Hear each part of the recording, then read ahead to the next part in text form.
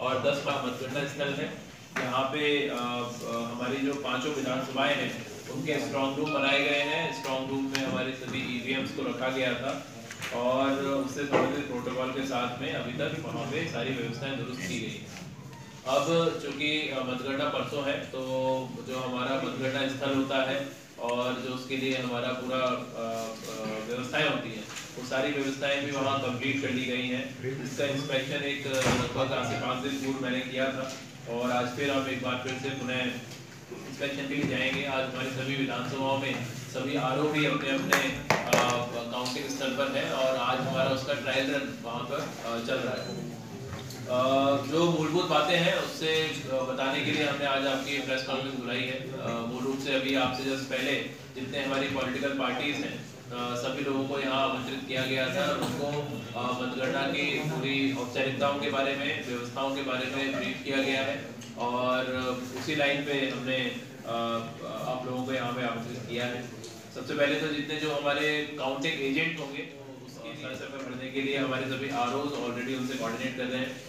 जो इसमें हमने आयोग के निर्देश हैं उसके अकॉर्डिंग सभी लोगों को ब्रीफ किया है। कोई भी काउंटिंग एजेंट है 18 वर्ष से कम का नहीं होगा, आपराधिक छवि का नहीं होगा, कोई भी जो शासकीय सुरक्षा किसी को अगर प्राप्त है तो उनकी गनर आदि तो वो इसमें अनुमति नहीं होती है उसमें एजेंट बनने की। सरकारी कर्मचारी या अधिकारी कोई पोलिंग काउंटिंग एजेंट नहीं बन सकते हैं। इसके अतिरिक्त हमारी प्रत्येक विधानसभा में जो 14 टेबल हमने जो आयोग के निर्देश हैं उसके अंतर्गत हमने 14 टेबल अपने यहाँ पे लगाई हैं और उसके साथ साथ पोस्टल बैलेट के लिए और पीटीपीवीएस के लिए और वीवीपैट के लिए जो 5 वीवीपैट की लास्ट में काउंटिंग होती है तो उसके लिए भी हमने व्यवस्थाएं वहाँ पे की हैं। वीडियोग्राफी की टीम हमारी वहाँ पर रहेगी, सीसीटीवी कैमरास भी लगाए गए हैं। तो ये सारी व्यवस्थाएं ऑलरेडी दुरुस्त की गई हैं। हमारे सभी जो प्रेक्षक महोदय हैं वो भी आज अपने जनपद में यहाँ पहुँच रहे हैं। काउंटिंग जो शुरू होगी प्रातः 7 बजे तक सब लोगों को मतगणना स्थल पर पहुँचना अनिवार्य किया गया है। जितने भी हमारी जो काउंटिंग की टीम्स होंगी वो भी समय वहाँ पे पहुँचेंगे और इसके साथ साथ जो पॉलिटिकल पार्टीज की तरफ से काउंटिंग एजेंट होंगे वो भी समय पर वहाँ पर पहुँचेंगे। 8 बजे से हम लोग अपना जो पोस्टल बैलेट की काउंटिंग है उसकी शुरुआत कर देंगे और 8:30 बजे से ईवीएम का हमारी काउंटिंग शुरू हो जाएगी। फर्स्ट राउंड 8:30 बजे से उसमें शुरू हो जाता है। पोस्टल बैलेट की जिस प्रकार मतदान के दिन हम लोगों ने पूरी अपनी व्यवस्थाएं दुरुस्त रखी थी और आप लोगों के माध्यम से जो जनता से अपील की गई थी, जनता का और आपका हमें सहयोग प्राप्त हुआ जिससे उस दिन का हमारा जो चुनाव है सकुशल संपन्न हुआ और इस चीज़ की वाहवाही जो है ना केवल जनता के माध्यम से बल्कि आप लोगों के माध्यम से भी हमें प्राप्त हुई। तो हम आप लोगों के लिए भी धन्यवाद ज्ञापित करते हैं।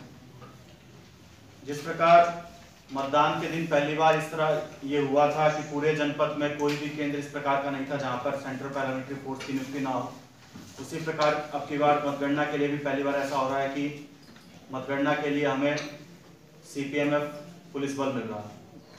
3 कंपनी हमारी बीएसएफ की जो कि मार्ग में है, आज शाम तक वो पहुंच जाएंगी और एक कंपनी पीएसी की हमारी ऑलरेडी यहाँ जनपद में आगमन कर चुकी है जो आज शहर क्षेत्र में फ्लैग मार्च भी करेगी। ये कंपनी हमें ना केवल मतगणना के लिए मिली है बल्कि मतगणना के बाद भी वो लोग ये पुलिस बल बीएसएफ का और पीएसी का हमारे जनपद में रहेगा ताकि उसके बाद भी हम लोग जो है वो रूट मार्च और यदि कोई अव्यवस्था फैलाने की प्रयास करता है तो उससे हम लोग सख्ती से निपट सकें। मतगणना की पूरी प्रक्रिया को सकुशल संपन्न कराने के लिए हम लोगों ने पूरे हमारे कार्य क्षेत्र को 7 जोन और 21 सेक्टर में विभाजित किया है। प्रत्येक जोन में हमारे क्षेत्राधिकारी स्तर के अधिकारी नियुक्त हैं और सेक्टर में हमारे थाना प्रभारी और सब इंस्पेक्टर स्तर के अधिकारी तैनात किए गए हैं। इसके अतिरिक्त पूरे जनपद की शांति व्यवस्था को सुनिश्चित करने के लिए जो संवेदनशील इलाके हैं, चाहे वो शहर के हों चाहे देहात के कस्बों के हों, कुल 80 स्थान ऐसे चिन्हित किए गए हैं जहां पर हम लोग पुलिस पिकेट लगा रहे हैं ताकि किसी भी प्रकार का कोई अगर असामाजिक तत्व लोगों को एकत्रित करने का या कुछ और प्रयास करते हैं तो समय रहते उन लोगों को सूचना